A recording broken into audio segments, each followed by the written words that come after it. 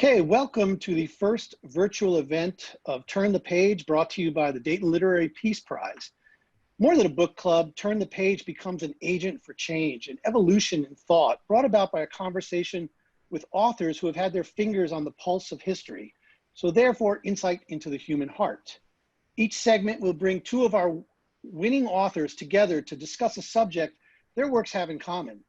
I'm Gilbert King. I was the 2013 recipient of the Dayton Literary Peace Prize Award as runner-up in nonfiction for my book, Devil in the Grove, which documents a deadly case against 4 African Americans wrongly accused in the rape of a white woman and the efforts of a young lawyer named Thurgood Marshall to save them.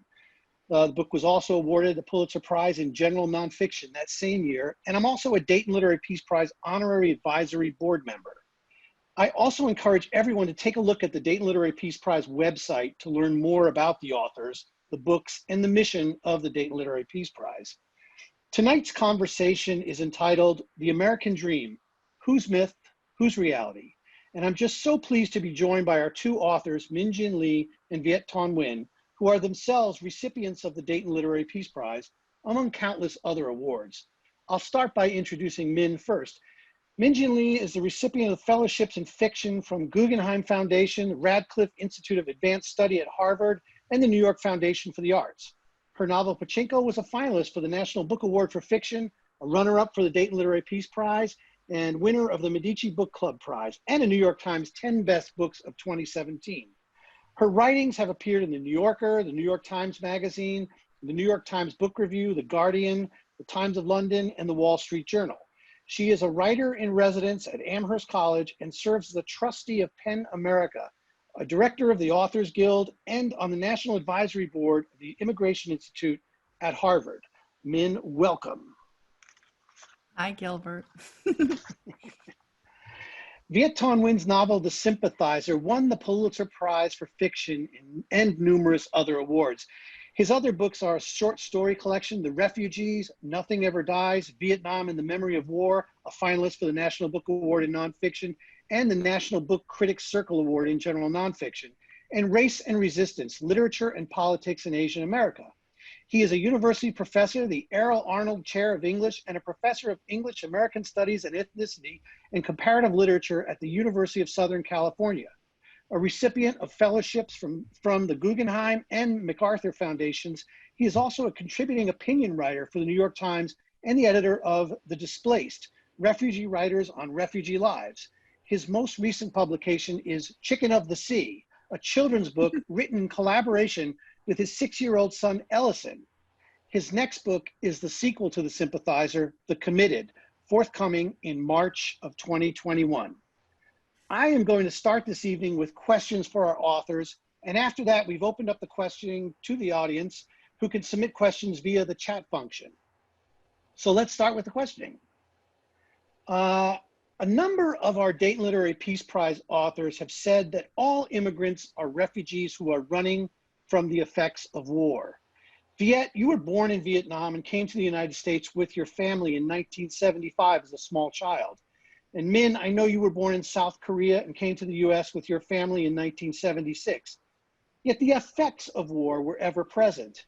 I want to ask you both, how does that statement about running from the effects of war apply to your books, to your lives, and the lives of Asian American communities? We'll start with Min.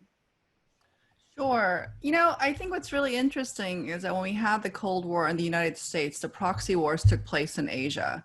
And what's interesting to me is that folks like Viet and I are the products of these historical legacies. My father was a war refugee from the North. He lost his entire family when he was 16 years old. He never saw his mother or his sister ever again, and he never saw his home again. And he had no idea that he would lose this.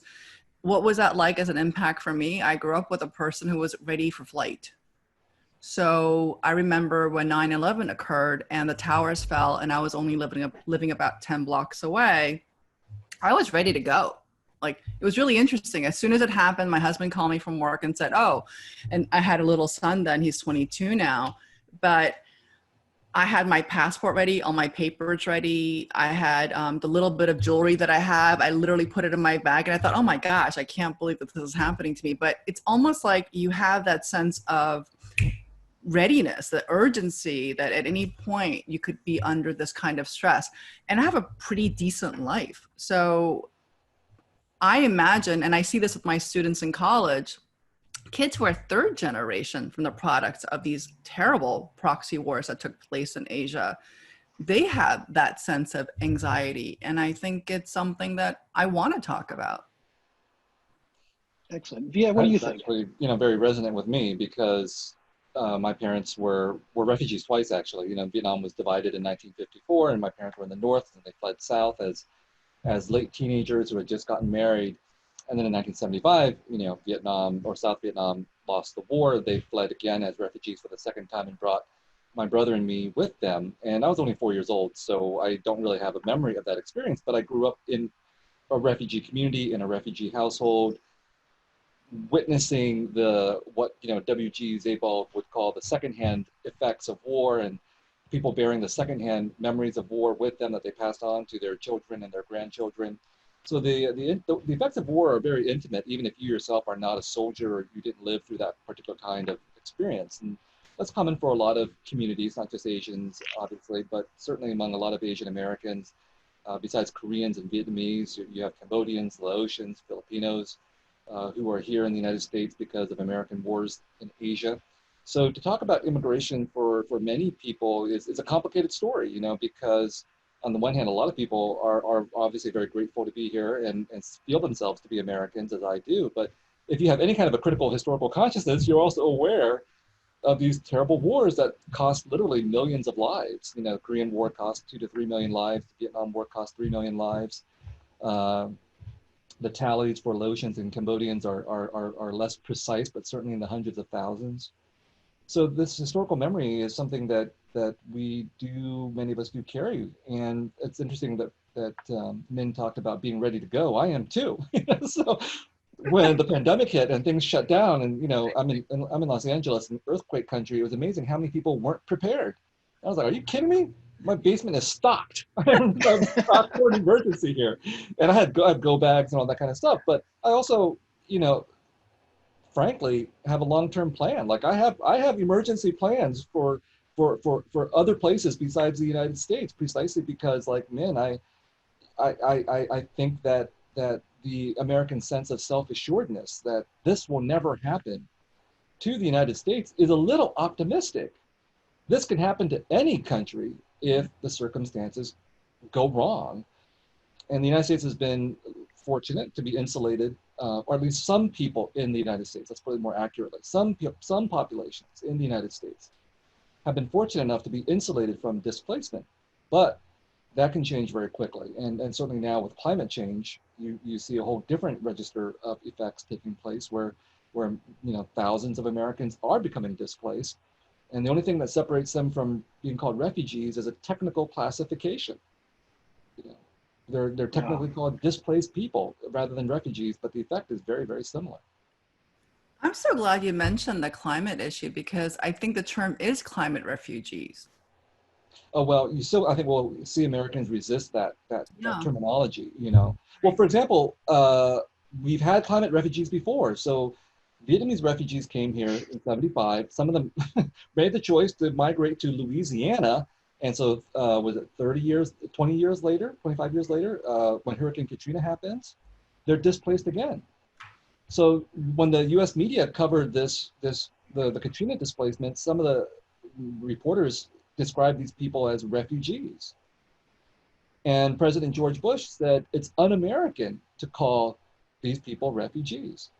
And a lot of them were African Americans. And for perhaps the only time in history, Jesse Jackson agreed with George Bush and said it's racist to call Black people refugees.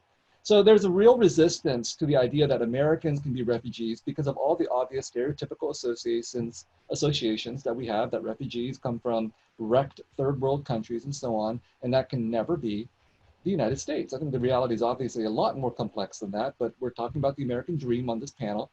And the American dream says we are an exceptional country, and we are not like those countries that can be wrecked and that can produce refugees. Viet, it's so funny when you mentioned the naive people of America who can never picture this happening. I remember I was on a panel in 2016 leading up to the election with Masha Gessen. And I was one of those naive people saying, I just don't see this happening. And she just looked at me with those steely eyes and said, that's just a failure of your imagination. And I realized she's definitely right. Well, New York Times asked me to write something on that occasion, and the short piece I wrote for them, the title I gave it was "The End of the American Empire," because this, I was like, hey, this to me is not what we've been witnessing in the country for the last few years is not an accident. It's an outcome of the structural contradictions in the United States from the very origins of this country. And we'd be foolish to imagine that that's not the case. Right. Great. In both of your books, the characters have to deal with the sense of being the other. The Sympathizer straddles the two cultures of Vietnam and the US, while Pachinko depicts the struggle with identity, being Korean in Japan. So I'll ask this of the both of you. Could you elaborate on that sense of being the other as perceived in your books? Min, you want to go first? Sure. What a gentleman.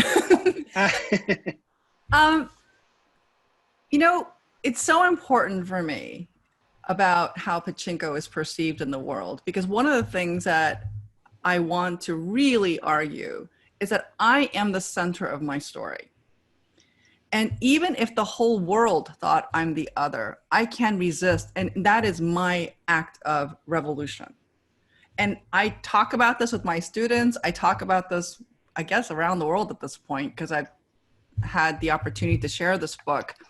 And the assertion that I am the center of my story, that the assertion that Koreans could be the center of their own historical interpretation is deeply offensive to people. And if you think about the invisibility of Asians and the way Asians are interpreted, even in conferences, like I was in Australia, it was really interesting. I was in Australia and they invited me to a panel about North Korea. And I thought to myself, that's kind of weird. All right. But I guess I have the DNA for it. So I guess I'm sort of, qualified. And then I was with three or four other, it was three other experts, and they're all not Asian. They're all white, and they're from different countries. Like one was from America, an American white person. I think it was a British white person, an Australian white person. And they're making all these opinions about North Koreans and one of them really talked about how evil North Koreans are and how they can't be trusted. And then I was really quiet because I thought, that's really interesting. And I kept on thinking, well, it's not my turn to talk, so I'm not going to talk because I only answer if people ask me. And the moderator, who was African-American, actually turned to me and said, well, Min, what do you think about this?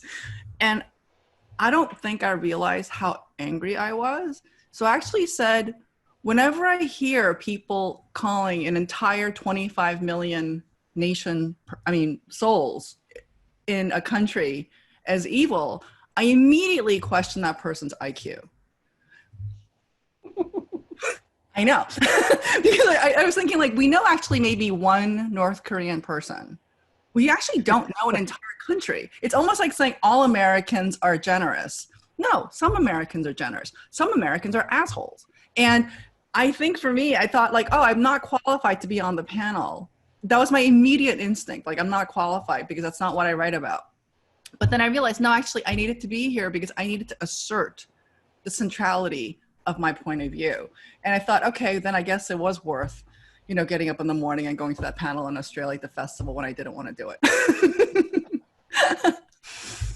Well, I'll echo what Min said and say it in a slightly different way, which is, I think she's absolutely right, that on the one hand, we don't experience ourselves as others. We experience ourselves as the centers of our own stories. And yet, if you are an other in a society, let's just say American society, you're constantly told that you are marginalized, you're excluded, your stories are not told, they're erased, and so on.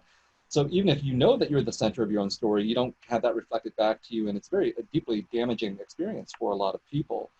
So what that means, though, is that when you have the chance to tell your own stories, if you have been deeply damaged by this experience, oftentimes you feel like you have to explain yourself, like I'm the other, and I have to explain myself to these people who are in power, who are in the majority. And that is a position that I've tried to reject. I don't deny that in one way I'm a minority in the United States. Okay, That's not the only way I experience myself, but that's one way I experience myself. But that doesn't mean I have to write like I'm a minority who has to explain himself.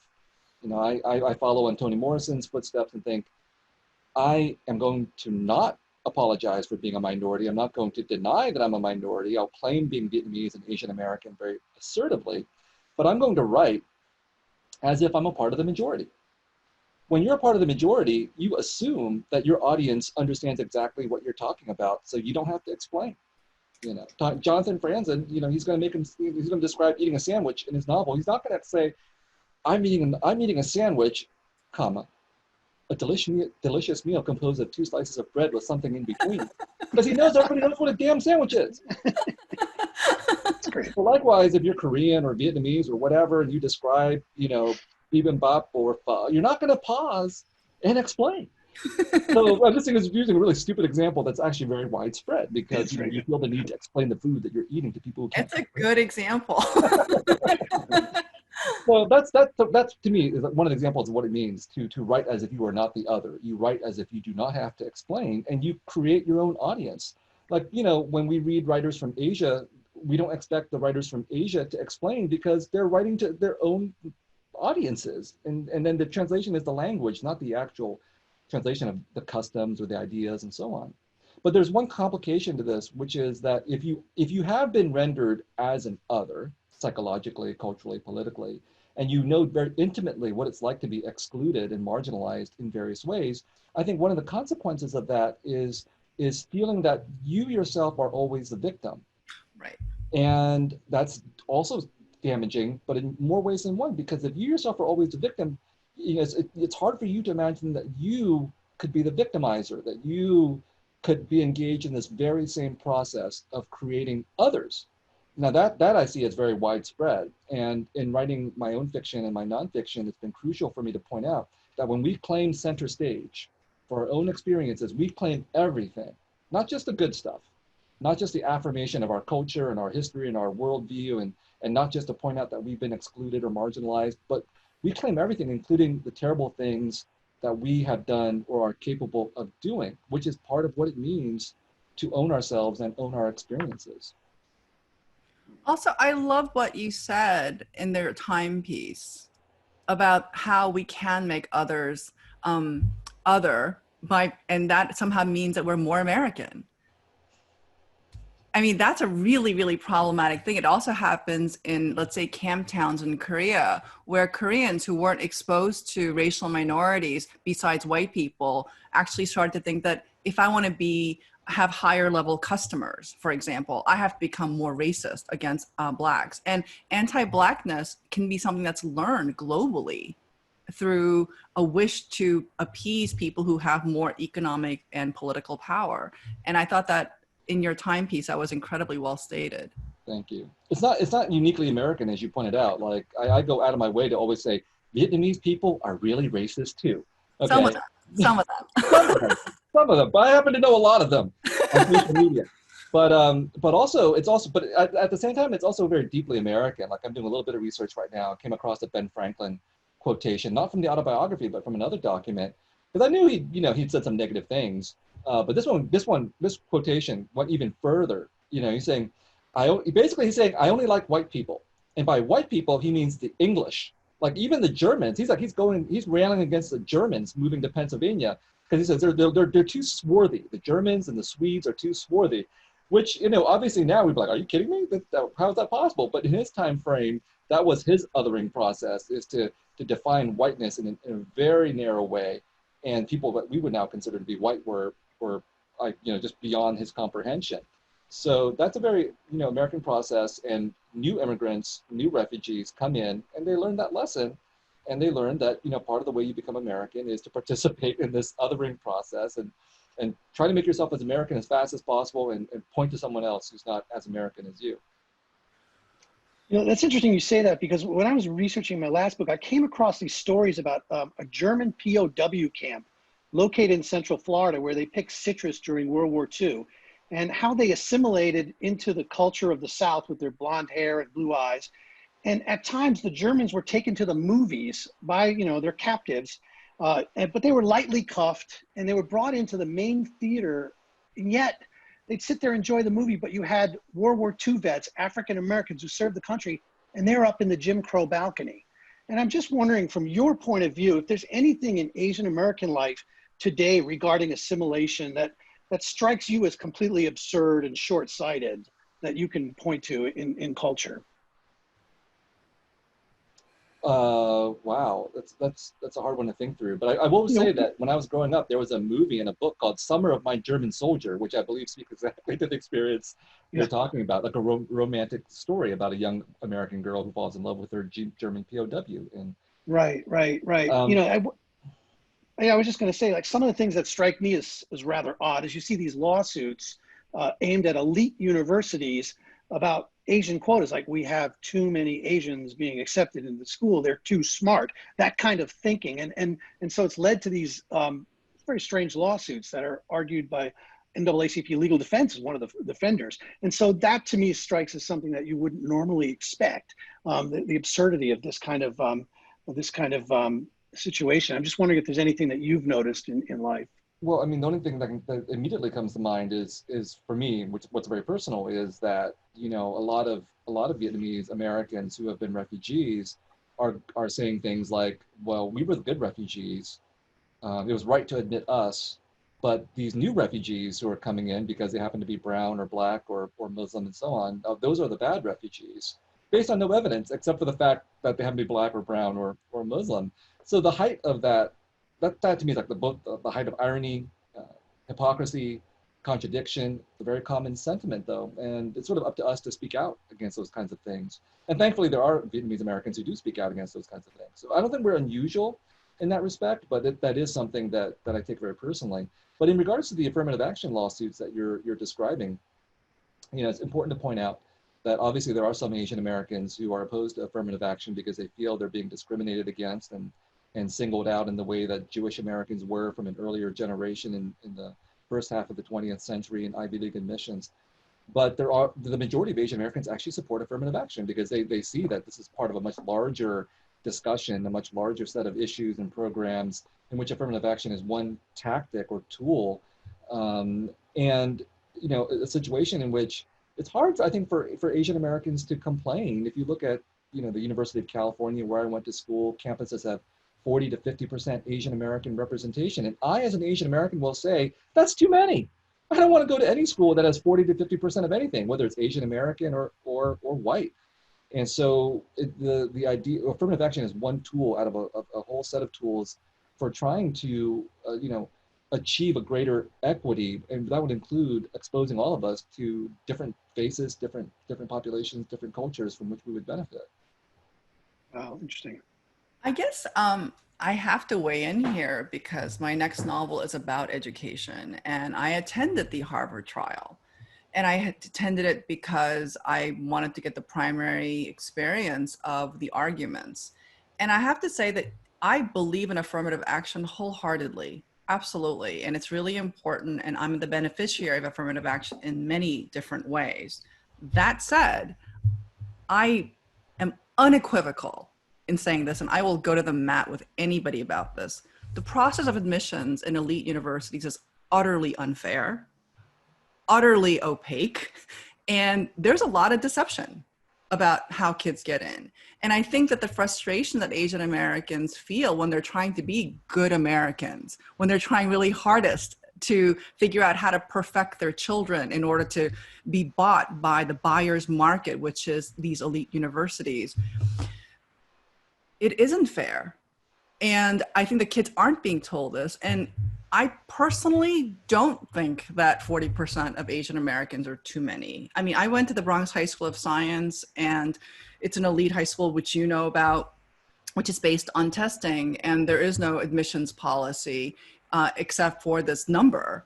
When I went there, like the way these elite schools have turned out, the complications and the way Asian Americans are the dominant majority now have very little to do with, it's not the fault of Asian American kids. It's actually the fault of the New York City public school system and also school choice. It's a really complicated issue.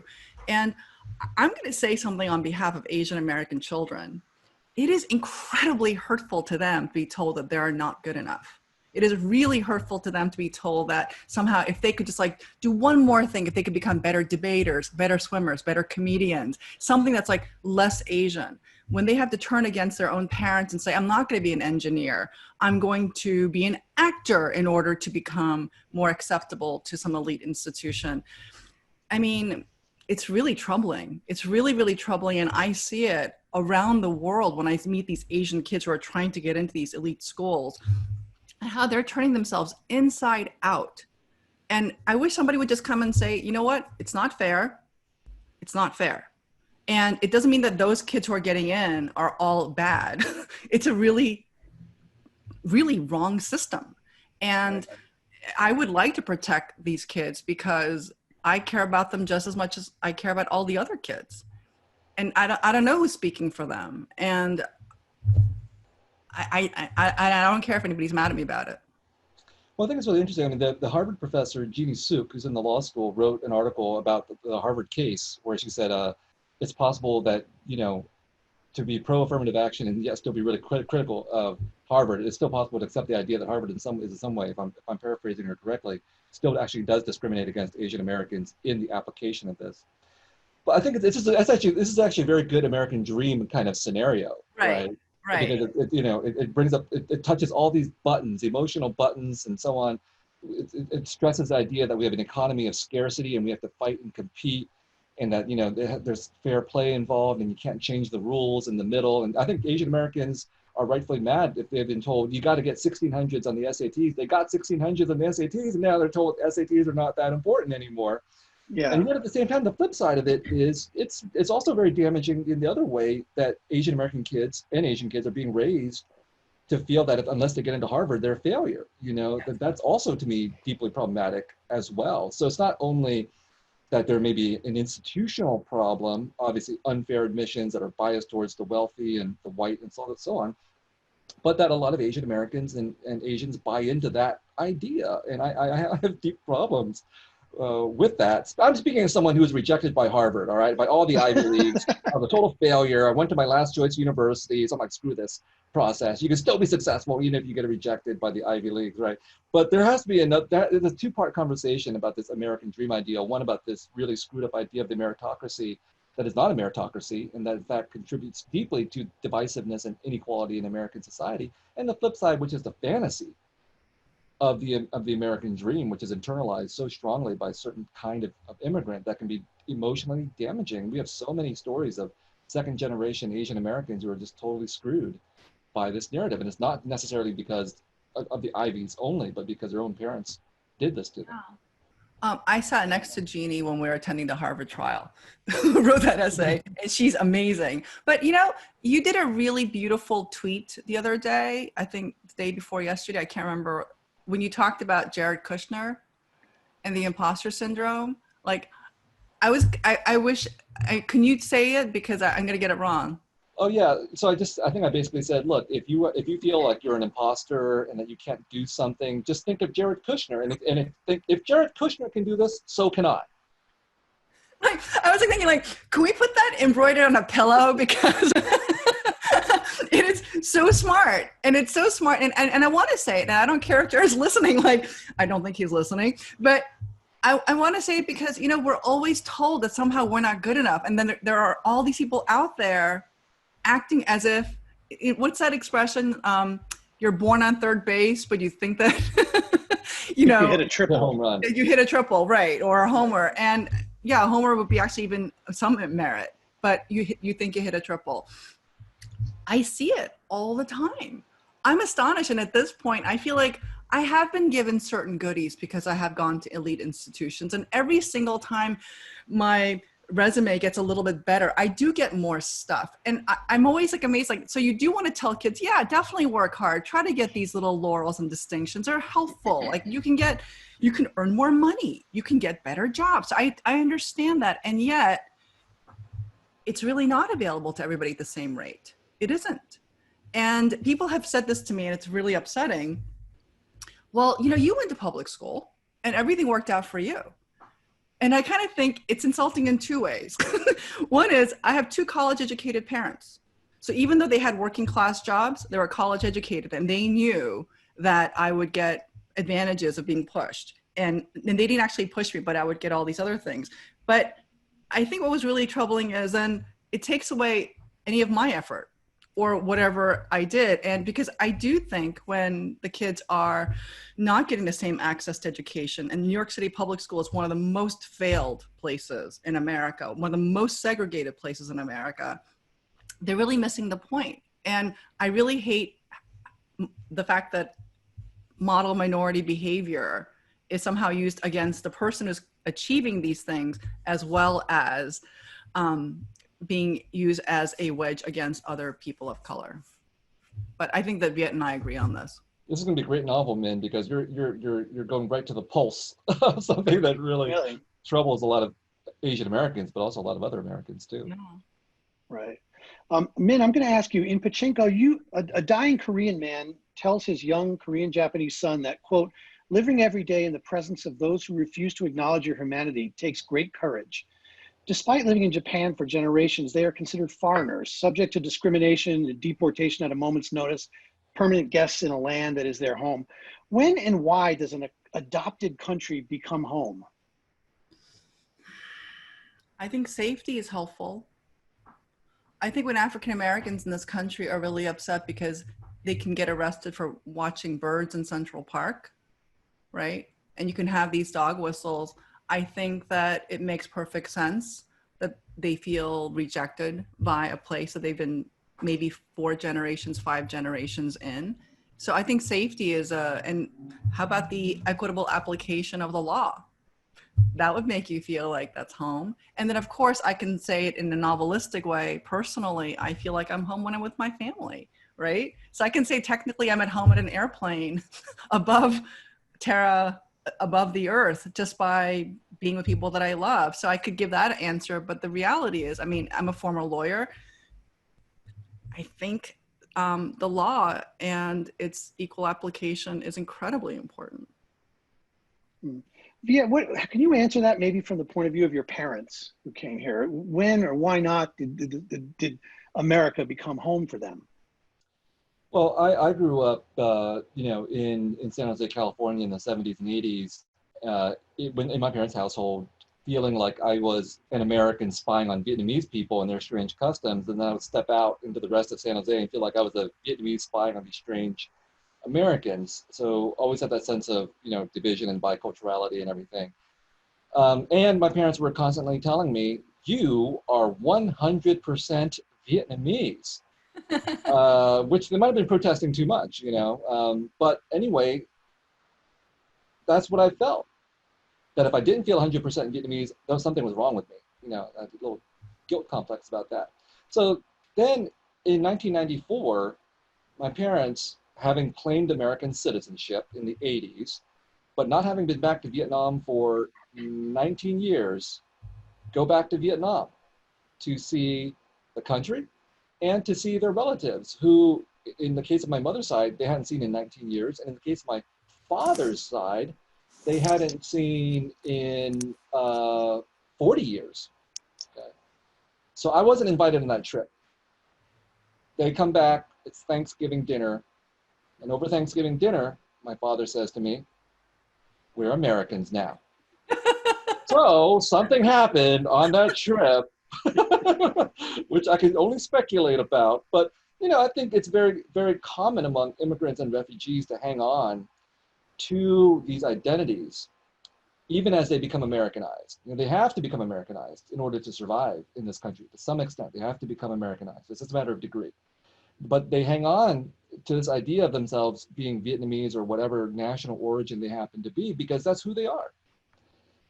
And lo and behold, 20 or 30 years later, after having been in the United States, they go back to the country of origin, and it's a reverse kind of culture shock for them to discover that their country of origin has changed.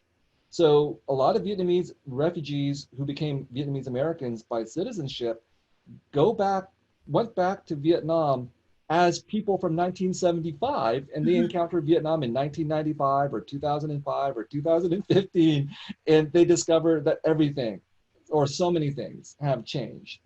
And then they not only have to revise the sense of who they are as a Vietnamese person, but they have to revise a sense of who they are as Americans. And that's what happened. You know, that affirmed for my father that he had now been changed. And it's a very Vietnamese thing to want to go and, you know, to be buried in your homeland. But I've asked them, I said, hey, do you possibly want to consider, you know, being buried in the homeland? He said, no, absolutely not. Wow. Even if he could, he doesn't want to. You know, he's here. This is his country now. He's still Vietnamese, but he's also, whether he actively says it or not, an American. And that's his time and culture doing their work on people, plus, you know, 45 years of living in a country. You know, I was just recently reading Eddie Glaude's book, Begin Again, about James Baldwin and about his expatriate period. And he talks about, Glaude is talking about, I'm not sure if I'm saying its name correctly, if it's Glaude or Glaude. And he talks about how Baldwin, when he went to France, he became more American. He was able to see it more clearly. And I guess to me, when I moved to Japan for 4 years, when I was working on Pachinko, I was so struck by how American I felt in contrast to the Americans that I met who felt that they were more cosmopolitan Americans. Very often it was the fashion of white Americans who I knew who were living abroad to say terrible things about Americans. And I would go to a cocktail party and embarrass my husband by actually arguing in defense of white Americans. Like they would just say these things that were so kind of like, oh, we're so cool for school. And I would say, no, actually, I disagree. And I think that Americans are really wonderful and X, Y, Z. And it was interesting. And until recently, until this administration, I never really felt embarrassed about being an American. I never really felt embarrassed about, I mean, not like in a consistent, thorough way, in the way that I am now. And because I did know there were Republicans that I may disagree with politically, but I didn't think that they were evil. Like now, it's really scary to me how we live in a polarized world where I can't get over my emotional response to certain things, where I felt incredibly committed to America, and I still do, but it's disturbing what's going on right now about how my emotional tenor about America has changed. I just want to remind the audience that if you use the chat function, you can ask some questions, and we'll get to them later on in the evening. So use that chat function and fire up some questions if you'd like. Viet, I'm just curious, because of California's history of anti-Asian sentiment, and one of the largest, if not the largest, mass lynching in the United States occurred in Los Angeles in 1871. There was a backlash against immigrants, and dozens of Chinese immigrants were lynched. You've written about that history and the ease of blaming foreign countries or minorities rather than identifying the real power, corporations or economic elites who profit from cheap labor. Can you talk about that a little bit more? Well, I mean, America is a complicated country. You know, we have a country of different races, ethnicities, cultures, and so on. And America is also a capitalist country. And these things are in tension and in contradiction with each other. And from my perspective, these tensions have been in existence since the early 1600s, when first European English settlers came to this country. And what happened? You know, it was not just white folks who were coming to settle in this country, but they brought African slaves with them as well, or African indentured servants initially. And there was early alliance between poor Black people, poor Africans, and poor white people who were also indentured servants. And so the institution of slavery, as it developed to divide poor white people from poor Black people. Now that basic paradigm of dividing the poor in order to serve the interests of the plantation class, the capitalists, the owners, has persisted. And the only thing that has really changed is that other kinds of racialized populations have been brought in to take the place of Black people at periods of different parts of the country, different times in history. And that's what happened to Asian immigrants. You know, they came into the 19th century in large numbers to fulfill a need for labor. And they should have had common interests, the Chinese, for example, who came to build the railroad, with the Irish who were building the railroad from the other side of the country. And the Irish, if you remember, were racialized when they came to the United States. I mean, they were not seen as white by white Anglo-Saxon Protestants. They were caricatured in ways that we would call racist now, and they were depicted in ways that border on blackening them. And they learned that one way for them to assimilate and become white in this country was to engage in racism against others. And how this worked was that the big businesses who were dependent on Chinese immigrants to build the railroads were also dependent on white working class labor and had to play it both ways. And in the end, they chose to exploit the Chinese and then to demonize them.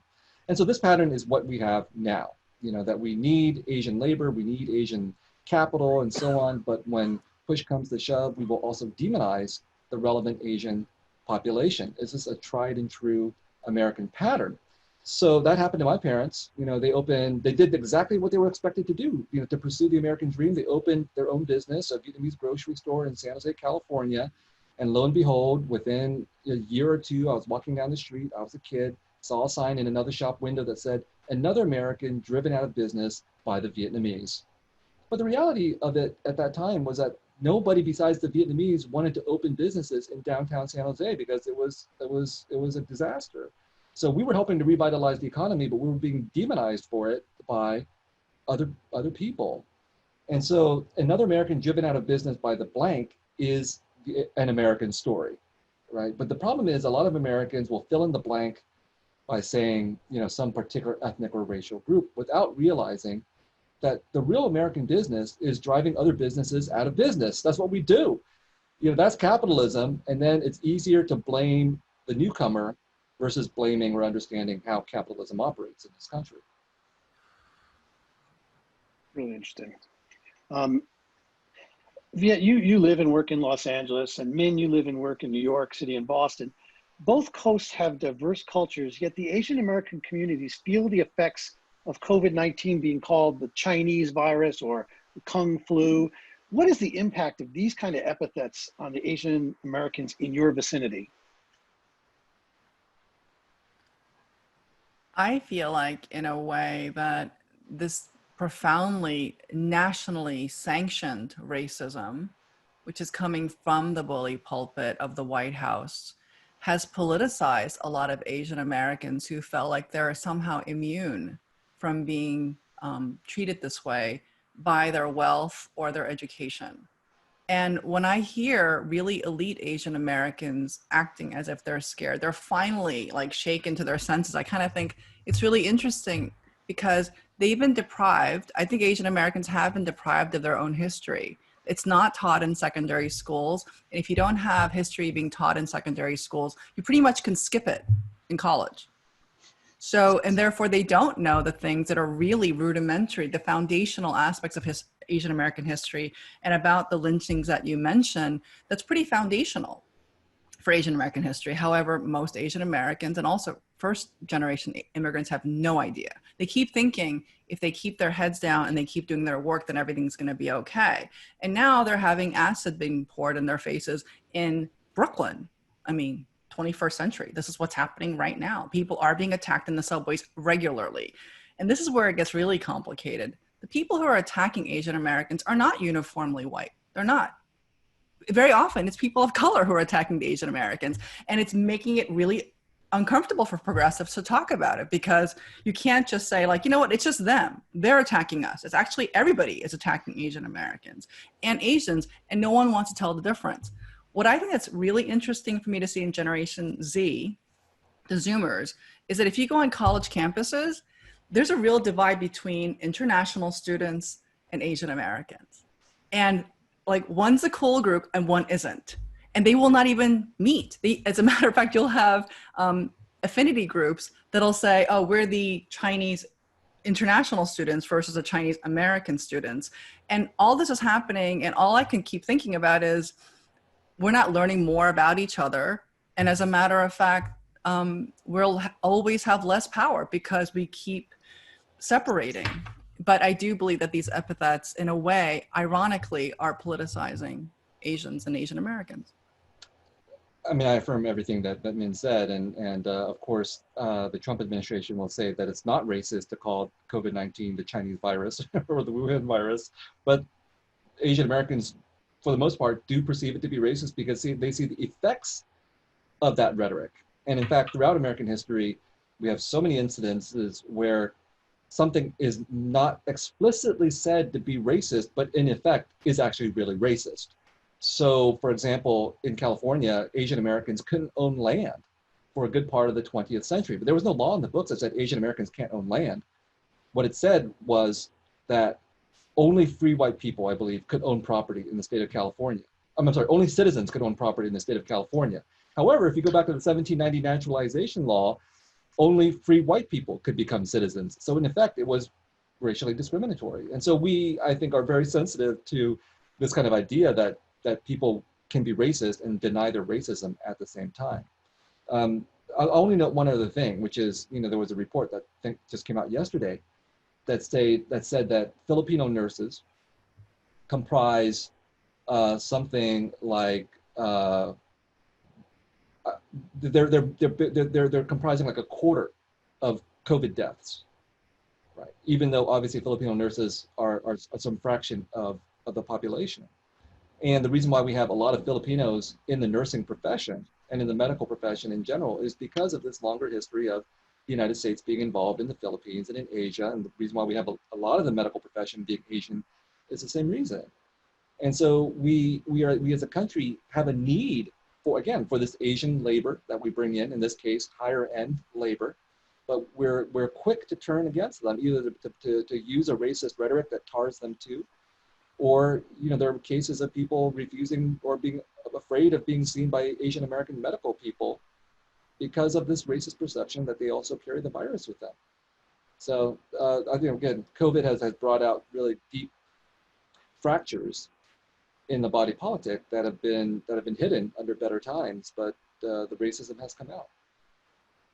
And I just want to remind people, you can send your questions in chat to either the host or to Sharon Rabb, and they'll get them here, and I'm starting to see some show up, so that's great.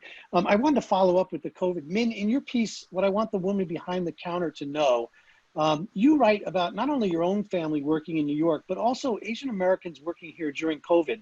And I'm wondering if you can talk about that and what you wanted that woman to know. I wrote that piece because I've been here the entire time in New York, and I really like being here. And whenever I was out, the people that I would see working were immigrants that I grew up with in Queens. And of course, if you look at the zip code and its attribution of how many people have suffered, the people who have died the most have been from Corona and Elmhurst, which is exactly where I grew up. So I felt the sense of New York City has been abandoned by the well-off, and then those who are left to do all the work to deliver the groceries in order for us to flatten the curve were people from my community. And what I really wanted to say is thank you, but how do you say it without it seeming ridiculous? So I created a narrative based on something that actually did happen, where I really, if I could, I would thank that person. And I said it in my native language, and I said, sugohaseyo, which is a really it's a lovely idea, is to say, I really appreciate your labor. Like, if I could encourage your labor, I really appreciate it, because so often we don't think about how much people work in order to do something. And especially because it's not just labor for $12.50 an hour or $15 an hour. Now you're risking your life, and you don't have a choice, and your bosses do not care. I mean, I'm just so astonished by these wealthy companies who do not care about their employees and their lives. And they weren't providing PPE or safe environments. And now, like, looking at the anti-maskers, we're actually asking working class people to police the behavior of their customers. That's insane. I mean, that is completely insane. Here's a statistic that I wanted to mention. Just like Filipino nurses comprise 4% of the workforce, but are 31.5% of COVID deaths in the medical field. I mean, that's insane. That's insane, right? And it's not an accident. It's a structural aspect of why it is that Filipinos are here in the United States. Wow, that's amazing. Viet, in your essay for Time magazine, you write very movingly about Tom Tao, the Minneapolis policeman who is Hmong, who stands with his back to George Floyd as he's being killed by the policeman Derek Chauvin. Can you talk to us about how that affected you and why you wrote about him in your essay? Well, I mean, obviously I'd seen other incidences of Black people being killed by the police on video before, and I was deeply disturbed by them too. I didn't feel it was my place necessarily to write anything about those incidents. But when I saw Tu Tao's face, I was shook because I thought, okay, this guy is Southeast Asian, number one. I got to find out a little bit more about what's going on, but he's Asian American too. And it just made it immediately clear that Asian Americans could not avoid this issue of where they stood, literally, in regards to this other kind of pandemic that we have of Black people being killed by police. And I wanted to, go a little bit deeper than simply to say we're both Asian American, but he's not like me, which I think would be a common impulse, to disavow Tu Tao and what he did. Instead, I wanted to go into the history of how it is that someone like Tu Tao came to the United States, or was born in the United States and ended up in the police force. And he's the son of Hmong refugees. And if you know anything about the history of what happened during the war in Vietnam, the war was not only fought in Vietnam, but it was fought in places like Laos. The CIA went there, conducted a secret war during the Vietnam War, and they staffed that war with Hmong soldiers. And something like a quarter of the Hmong population who sided with the United States died during that war. And then the United States mostly abandoned them in 1975. Some of them eventually made it to the United States. And Tu Tao is the descendant of that generation. So here you have a moment where I believe you see American history really compressed. Literally, like the fact that there's a white policeman killing a Black man goes back to the very roots, again, of our country as being born out of slavery and white supremacy. And the fact that you have a son of refugees from Asia standing there in the police force means that we as Asian Americans have to have a very sophisticated understanding of why we're here. We can claim immigrant and refugee pride, but what does that mean? It means that we can claim to be a part of the American dream and the American story, but we, as I said earlier, we have to claim everything. That means that if we claim the American dream, we have to acknowledge that the American dream was born out of slavery and genocide and white supremacy. And that if we choose to align with power, we're aligning with that. And then we have to get even more specific and acknowledge that the United States has been a country that has been at war for most of its existence. And in the 20th century, most of those wars have been in Asia, broadly defined. And that's another reason why we're here. So that's why I had to write about that, because I thought this compressed so much of American history, both in terms of foreign policy, but our very complicated domestic history, into one horrifying incident. It serves as a really good primer, I think. And I think that it should be shared with a lot of students. Yeah, I thought it was a great essay. I have just one more question, and I'm going to go to the audience questions because some of them I'm seeing are really terrific. But I sort of want to end on something that maybe gave you an opportunity to reflect on the future. But so the year 2020 will go down, obviously, as one for the ages. So much has happened, very little of it positive. And yet we still have this looming and no doubt contentious election ahead that could potentially threaten our democracy. But both of you are important voices in America today. And I'm wondering if you can each talk a little bit about what it means to you to see an American awakening to racism like we've had this year, and if you're optimistic about the nation's future. I'm terrified. I don't know if optimism is the right word, because obviously I think that we are at a very pivotal moment in American history, and it can go in many directions. I have no idea, literally no idea, what's going to happen between now and the inauguration. And like so much of all of American history, again, we as Americans have always had the choice between two contradictory aspects of the United States. And one is a reality that most Americans don't want to confront, have a hard time confronting, have a hard time talking about, which is my belief that we're a country born from slavery and genocide and conquest and white supremacy. The other contradictory aspect is we're also a country that has seen itself as a bastion of freedom, democracy, and equality and justice. And that has been true for some populations and for some parts of our history. That's the choice that we have in this election and in this pivotal moment. And I just cannot be Pollyannish and say yes, of course, we will triumph for the forces of good. I think, like I said, as a refugee, I've seen, or I've been a part of a history where things do not always turn out well. And if you look at the rest, if you look at world history, there are places where things do not turn out well unless the people themselves choose their own fate.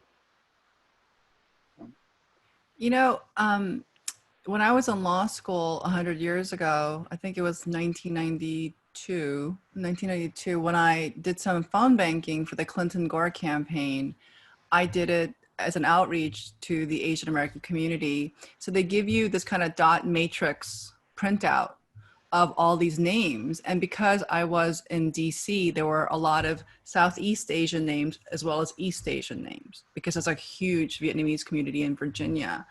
And there was also Chinese American names, and I can kind of parse out who's who a little bit based on their names and where they live.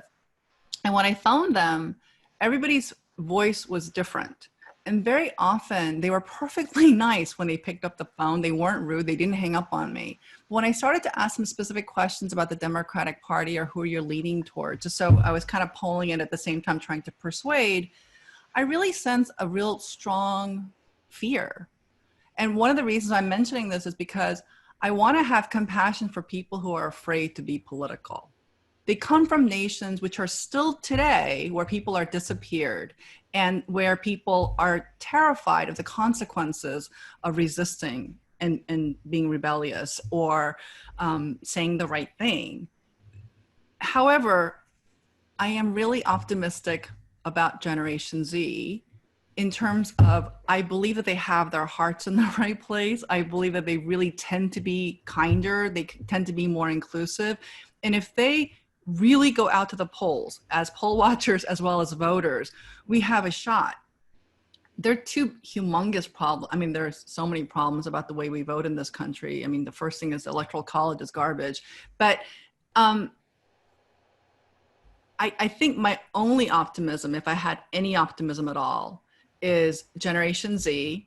And as we speak to different communities of color, for Asian Americans, I think if we can try to remember that there's a reason why they're afraid, it makes it easier to speak to them about trying to get them to decide towards, I think, to saving democracy. Because I mean, whatever you feel about Joe Biden, I believe that he is more democratic than Donald Trump.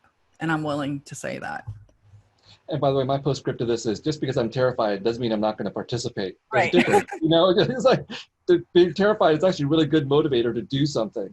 Yep. So being terrified does not mean giving up. It just means, I think, facing the complexities that we have. Great. Well, we've got some really great questions here, and I'm going to start with Devern Moreland, who says that Min mentioned that Asian Americans are deprived of their history. How can or should a host country as diverse as America better address the cultural needs of immigrant students? Oh, well, I mean, I wasn't kidding when I said that Viet's essay in Time, it's a really great primer. So like, let's say you can't put an entire book about the Vietnam War, right? Or you can't put an entire book about Asian American history. I think that you can have how many words is that, 2,500? 5,000. 5,000 words. Not like 2,500. So you take a 5,000, that's an easy thing to assign. And I think that is, you know, it can be read for a college level student and a high school level student, like an AP history class. So I think doing things like that, changing your syllabus in some ways, is not only just responsible, it's really smart, because the reason why I think America in some way is being left behind globally is because we didn't understand some really basic things, like we don't understand Islam. Like, if we understood Islam, I think we wouldn't be having most of the problems that were in the Middle East. We have so little respect for religion in this country, and most people around the world have a very strong faith system, and they use that faith system to make decisions. And because we don't teach religion, for example, we fall behind. So yes, I'm really glad that this teacher is asking this question. And I kind of think it is about having an updated syllabus constantly. Well, as an undergraduate at Berkeley, I majored in both English and in ethnic studies. And now in the state of California, we just passed legislation that requires the Cal State University system to have an ethnic studies requirement. And there is discussion about having high school ethnic studies requirement too. I'm a believer in ethnic studies. It can be done badly, obviously, like everything else, but it can also be done really well. And ethnic studies saved my life by giving me an understanding of this country that was about the people who had been marginalized and erased in narratives of our country. So I think that would include the immigrant experiences from all over the world, not just certain parts of the world. So that's really crucial, right? The curricular reform to acknowledge that we as a country do a fairly poor job in a number of different areas, from civics, for example, to ethnic studies. So curriculum reform needs to be undertaken all the way throughout. And to see that the experiences of immigrants are inseparable from the experiences of everybody else. Yeah. Part of the issue that we have is we have a really unjust public educational system that does a disservice to immigrants and to a lot of poor people. Again, so we have to be careful that we don't just try to put a Band-Aid and say, okay, we'll have an ethnic studies requirement, which I think is crucial, but that's not going to solve the problem. That'll be important. But the fact that we have a system in which immigrants are treated poorly in a lot of ways reflects upon the fact that we as an entire society are not doing a great job of taking care of the marginalized, including in our education. Also, I'm really glad that Viet talked about capitalism, because I really love economics. Like, I study economics pretty seriously just because I'm fascinated by it. Because it's a philosophy. It's a social science and it's a philosophy. And I always kind of think it's weird to me that Americans who are so proud of being capitalists are in some ways really dumb capitalists, because if we had a better educated workforce and a globally educated workforce, we'd actually do better in markets. Very often our exceptionalism and our naive pride very often makes us very blind business people. So I kind of think if we make public schools really great, if we stop doing voter suppression and actually have a more engaged citizenship, we'd actually be a better economy. And more capital to spend on things, obviously. Yeah, I mean, you'd have a middle class, because we're losing our middle class. I have a question. This one is sort of anonymous, but it says, how do you cope with fellow Asian Americans who were dismissive of your choice to be a writer, especially before you received accolades and mainstream attention? So look at me now. Stop laughing. Go ahead, Viet. Well, I mean, I don't know if it's unique to Asian Americans. I don't think there's some kind of fantasy world out there where if you're not an Asian American and you say, I want to be a writer, everyone else around you say, yeah, go for it, do it. I think it's general incomprehension across the board. But there's no doubt there's probably more of it in the Asian immigrant environment or Asian American, stereotypically speaking. And I was, when I was at Berkeley, I was maybe one of two Vietnamese American English majors out of a department of like hundreds and hundreds and hundreds of people. And now there's many, many more. But there's no doubt that it was a lonely road, and it's less lonely now, because one of the ironic functions of Asian Americans being really successful in academia at the collegiate level is that not all of them went to engineering. A lot of them went into the arts and English and so on. So back when I was trying to be a writer, you would have a new Asian American book coming out like once every year. Now you have a new Asian American book coming out every week, every month. And it's partly a function that a lot of people are learning how to write in college, and then there's a track for them now.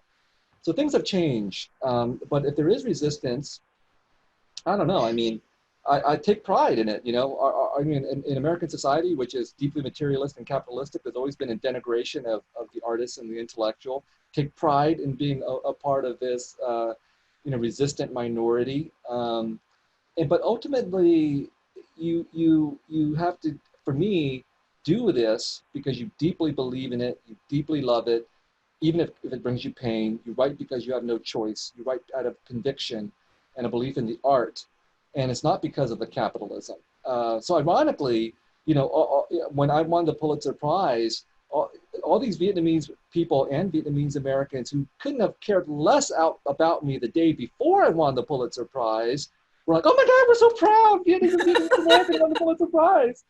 And I'll take it. You know, I know they haven't read my book. I know they have still not read my book, but I'll take it. And I know I'm doing something for them. But the point is, they were proud because it was about prestige and status and all the kind of material things that come with that. But honestly, by the time I wrote The Sympathizer, I couldn't have cared less about any of those things. I wrote that book because I believed in the art. I mean, genuinely, seriously.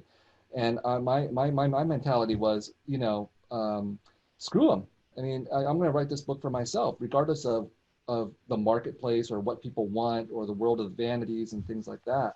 So that in the end is the ultimate strength, is to not care about what other people want and what other people say, even if they're your own family who are saying these things. I so completely agree with this. One of the things that I talk to my Asian American young people about, because they're usually asking me this kind of question. I get a lot of letters. I don't know if do you get a lot of letters? I get hate mail in the letter form, yeah, but not love letters. I get a lot of letters from young people saying, oh, what do I do? My parents want me to be XYZ and you did this and blah, blah, blah.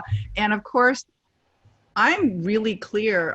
I turned 52 in November, and I didn't publish my first book until I was 38, but I started writing very seriously at age 26. Like, I quit being a lawyer and I hunkered down. I was like, I am going to learn how to write these books. And I did. However, it took me 11 years to publish my first book.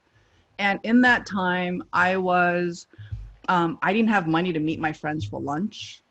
Like, we had trouble meeting the mortgage. There were so many things we couldn't do. And it was really embarrassing because a lot of my friends just thought that I was like insane. And it wasn't just like Asian Americans who thought I was insane. Everybody kind of thought I was kind of crazy. And also they didn't understand what I was trying to do. And I think that I had to keep saying to myself, I don't care. I want to talk about mental health for a second, because one of the things that's been really kind of comforting for me of having depression and anxiety is that I realize that because I had a difficult childhood and because I still feel difficult around people, I've always liked writing. Like, and so for every kid who asks me, you know, should I be a writer, and what do these people say? I always ask, do you like writing? Do you like it so much that you do it no matter what? Like, do you have things to say? Because if you want to be famous, like, this is a dumb way to do it. Like, if you want to be rich, this is even a dumber way to do it. If you want to have people adore you, like, good luck. Because, you know, Viet just says he gets hate mail. Gilbert, do you get hate mail too? Yeah, I get a lot of it, yeah. Right, I mean, you write about social justice, so of course you're going to be targeted. So I kind of think, yeah, do you like writing? Do you like rewriting? Do you like it so much because you'd rather be alone at your desk than anywhere else in the world? Because if you don't like that, I don't think this is a good job for you. And because it's not really a job, it's more like a nutty calling. And if you don't respond to it emotionally that way, all the voices of disapproval are going to affect you more than it affected me. Like, I didn't think I was gonna be approved of anyway, because I was socially rejected so much as a young person. So I felt like, they're not gonna like me. Oh, well, I might as well just do what I wanna do. And you do have to develop I don't wanna say a thick skin, because I still don't have a thick skin. I'm really sensitive, and I can cry at the drop of a hat. But I really love the writing more than the approval, because I don't think the approval is gonna come. I mean, if you look at how many Asian American women who are successful as writers in America, you could probably like raise a hand. So clearly, like, I would have to be delusional to think that I'd ever be successful. Right, and I think the idea that you mentioned, Viet, of like trying to figure out what the market wants. I don't know a single writer who's ever been able to say, I'm going to target this because I think that's what people want to read. It's impossible. It occasionally happens, and I hate those people, you know. I mean, I'm on Min's side. It's a calling. I mean, Malcolm Gladwell has this idea that you have to do 10,000 hours of something to be to be really good at something, to excel at something. I don't know if that's the exact number that is true, but for me, that's pretty accurate. And for a writer, 10,000 hours means you're sitting in a room by yourself for 10,000 hours. There is no social aspect to writing. You can go sit in a cafe or you can have a writing group, but you're still writing by yourself for 10,000 hours. And that's a calling. You have to be willing to do that. You have to have, I think, some kind of personality that suits you to do that. Maybe it's a strength or a weakness to have this kind of a personality, because I would tell you, honestly, if you can do something else besides writing, do it. Right. Because if you did 10,000 hours of anything else, like try to be a stockbroker for 10,000 hours, you'd be rich. If you spent 10,000 hours on the piano, you'd be a classical pianist. But there's no sense that if you spend 10,000 hours writing, that anything great is going to come out of it. I mean, you'll be a competent writer after 10,000 hours. I can probably guarantee that for you. Doesn't mean that you'll be published, or that even if you're published, you'll be successful. Mm-hmm. So you do it for the writing because you have no other choice. That's just the brute reality, I think. Gilbert, Gilbert, can I ask you a question? Like, go right ahead. When you wanted to be a writer, did people around you say that it was a good idea? Well, I started writing in my 40s, so it was, it was a very different calling for me. But no, people, what are you doing? It doesn't make any sense. And I was a photographer at the time. I was, doing fine as a photographer, but I realized I was getting a little older and I didn't really like that as much. And I wanted to do this, something I liked when I was young, but never really knew how to pursue it. Just had to pay bills and everything. And how so long I came did to it it much later. Your first book? I would say a couple of years. I got rejected everywhere. Even my second book was rejected everywhere. Devil in the Grove was rejected, I think 39 times. Nobody really wanted it. So, it's just all it takes is one yes, right? So that's what you shoot for. And also you have to believe in what you're doing. Like, why would you spend those 10,000 hours working on something if it's just not going to see the light of day? It's just going to go in your drawer. I think it's a great, an admirable thing to do, but it's a fool's errand. It'd be better to be a banker, I think. Yeah, don't you have a story like this? Don't you have, like, wasn't the Sympathizer rejected by everybody? Well, I mean, the Refugees, which was the first book I wrote, even though it was published after the Sympathizer, took me 17 years to write. Right. I hated every single moment of it. And then the Sympathizer was rejected, not as much as Gilbert's, but 13 times. I mean, that still hurt. 13 times in one day, Bad day. Well, because one of these questions came over here, it's another anonymous one, but I think since we've been talking about this, would either of you like to share favorite books that you've read this year? Sure. Min, you go first, because I got to pull up my Excel sheet. I have a really poor memory. Oh. What I've read. Golly. Well, it's a really hard question. I've been reading Begin Again by Eddie S. Glaude. I don't know if it's Glaude or Glaude, and he's a professor of Princeton, and it's a book about James Baldwin, a writer I just really, really adore. So I can recommend that wholeheartedly. Imani Perry has a wonderful book as well that I'm literally blanking right now, and that's a memoir, and it's a letter to her son, which is really quite beautiful.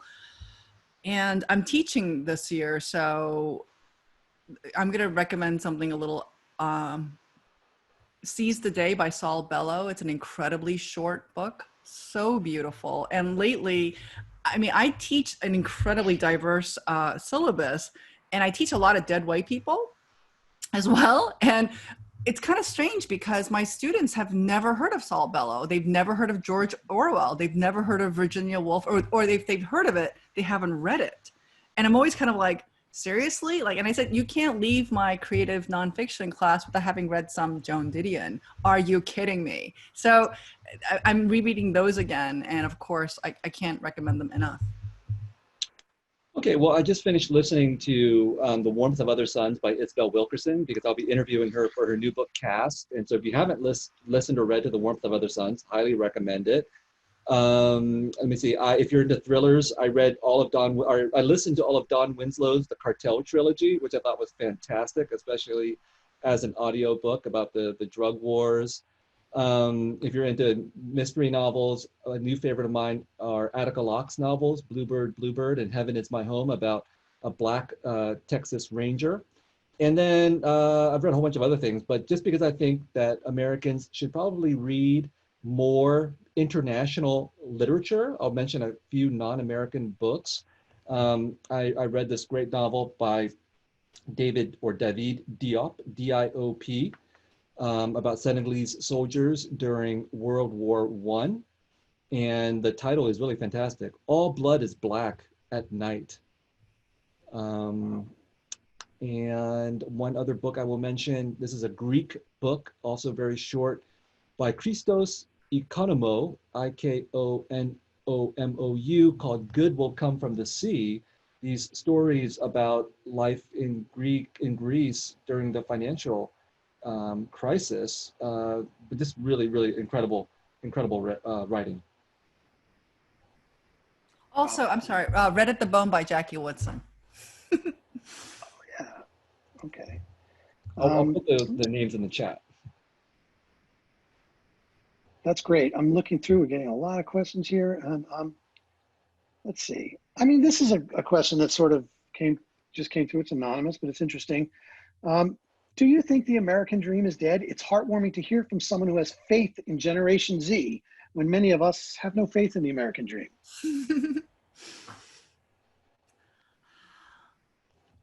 You know, I recently had the opportunity to write the introduction for The Great Gatsby for Penguin Classics, and it's going to come out in January. So I've been thinking about this question quite a lot about the American dream. And one of the things that I have made a conclusion of is that I believe that the American dream is an evolving model. And also you have the American dream for white people, for Black people, for Asian people, for Latinx people. And again, it's an evolving model. So one of the things that I really want to stress is that before we think that, you know, we stick a fork in it and say it's done, I kind of think, I'm kind of hoping that now that we have this terrible, terrible barn burning, maybe we can begin again. Maybe we can recreate something good out of all the horrible lessons that we're learning about inequality in this country. And I have to believe in Generation Z. I mean, I'm a parent to somebody who's a Generation Z, and I think it's my responsibility to be encouraging, to be hopeful, and to say, this is what I've learned. What can I do for you? How can I make you feel safe if the world makes you feel unsafe? And I have to believe that, otherwise it'd be really hard for me to teach. It'd be really hard for me to continue writing. I mean, I think the American dream is mythology, and myths are hard to die. So is the American dream dead? No, I don't think so, because it's a myth. So the reality that it's supposed to express, that everyone can climb the ladder and so on, if you actually look at academic studies, it's not true. You know, like other countries have greater possibilities of socioeconomic mobility than we do, but we cling to the myth. And to the extent that the myth is a very powerful motivator, a very powerful source of stories, a very powerful form of seduction that brings many people to the United States, it's not dead. People still want to come here, even though we as a country, through government policy, are doing our best to keep them out. People still want to come here, even witnessing what they see on television. Now that may change. You know, I mean, we're losing, for example, foreign graduate students. Not as many foreign students want to come to the United States anymore. That's a pretty good sign that the dream is getting kind of tarnished. And so I don't think the dream is dead, the mythology, but you know, my political position is 4 more years of this administration will do a lot to kill it, because much of the dream is based not just on internal mobility for people who are already here, but bringing people in that will rejuvenate the country. And we're focused on cutting off one half of that dream, and for the other half of that dream, we're enacting policies that are not really designed to help people succeed. So we have to fight for it if we want to keep it alive.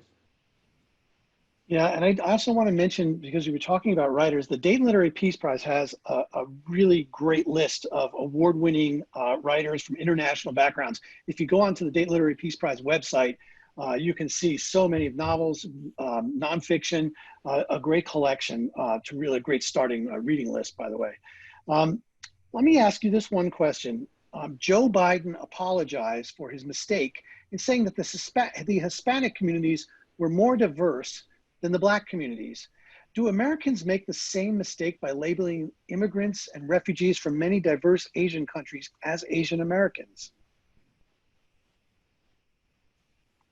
Well, I don't think so. I mean, I think that the reason why we have Asian Americans here in the United States, but not Asians in Asia, because people in Asia do not identify first and foremost as Asian, but with their nationality or ethnicity first. The reason why we have Asian Americans here, though, is that it's a self-defensive response in the face of American racism, where it was Americans first and foremost who couldn't tell the difference between one Asian group and another. So we made a strength out of something, out of a necessity, out of something terrible.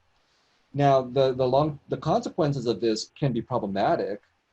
For example, when we describe Asian Americans, when we talk about Asian Americans, we're talking about a population that comes from over a dozen countries, many languages, different kinds of cultures and historical experiences.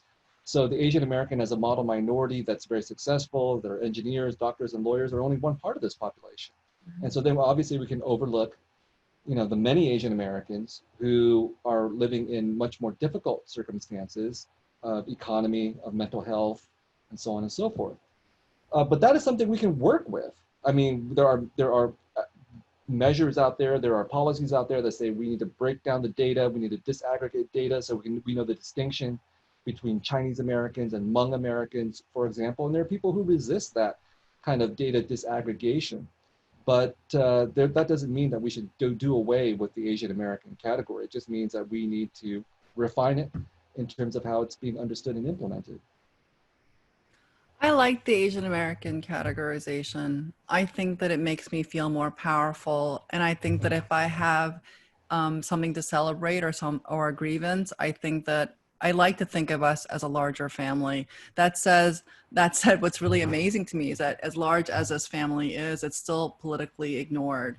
And they are taken for granted. We are taken for granted. And it's very disturbing to me. So I think if anything, we have to be more vocal and more willing to say that there's more power in this group than the hope that being white adjacent will actually give us some crumbs from the table. So I have, I guess, a very strong feeling about this.